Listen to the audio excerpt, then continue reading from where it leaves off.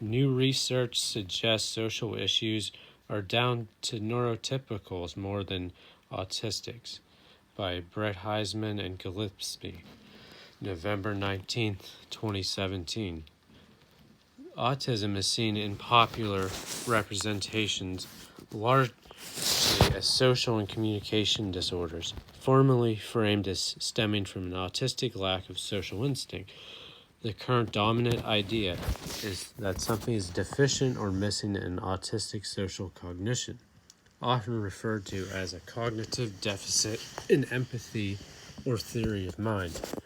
Much research on autistic social issues has focused on trying to clarify and detect this inside autistic brains and minds. To search for an elusive broken theory of mind module or empathy mechanism in the brain and its ensuing cognitive manifestations, however, has led to conflicting results, with some scientists even concluding that autistic people feel too much empathy rather than too little.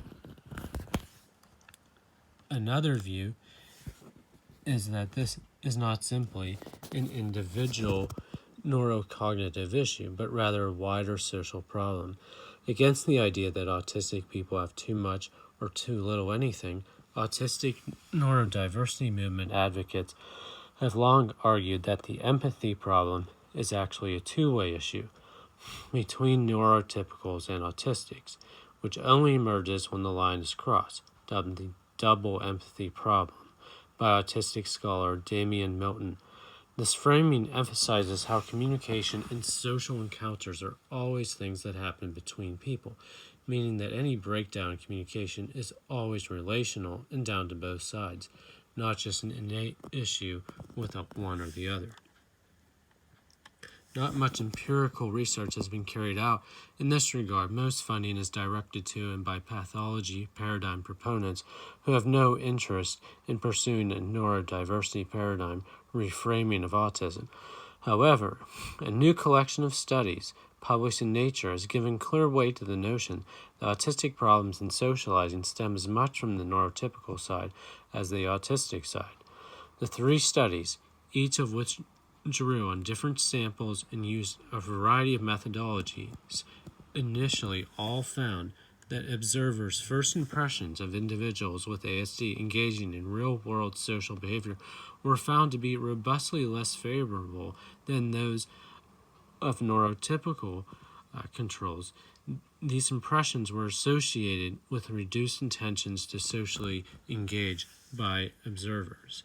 In other words, they found that an important contributor to social and communication problems stem not from the autistic individuals, but rather from the neurotypical reactions based on, by definition, exclusionary social attitudes and first impressions, which led to a decreased drive to interact with autistic individuals.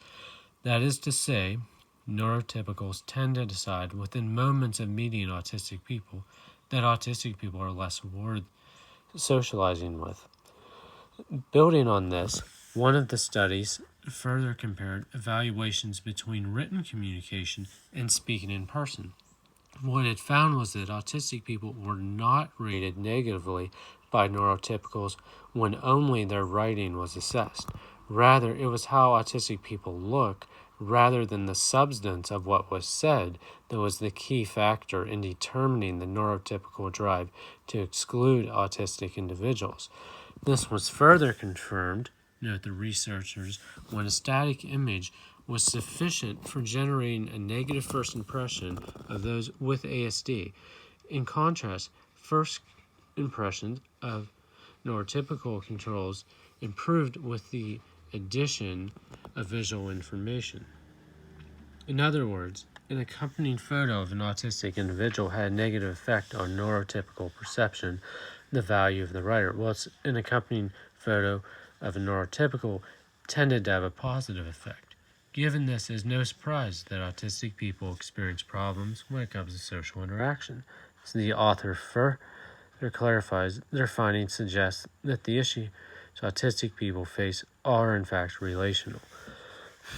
The reluctance of neurotypical individuals to engage in social interactions with their ASD peers further limits the opportunities for individuals with ASD to practice their already fragile social skills.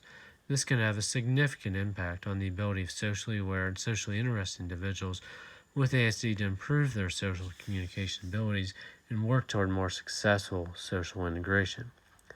The practical implications of this, conclude the researchers, is that if our goal is to improve social interactions for individuals with ASD, it may therefore be equally important to educate others to be more aware and accepting of social presentation differences, rather than trying to change the many interwoven factors of self-presentation that mark the expressions of individuals with ASD as atypical. This fits precisely with the notion that the empathy problem goes both ways rather than from within autistics, not to mention that this happens in the context of pervasive ableist norms and attitudes that seek to alter rather than accommodate autistic being.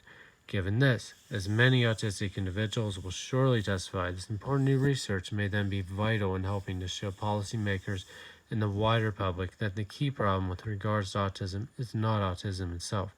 Rather, as autistic self-advocates have long argued, it is neurotypical society and the ableism so deeply embedded throughout.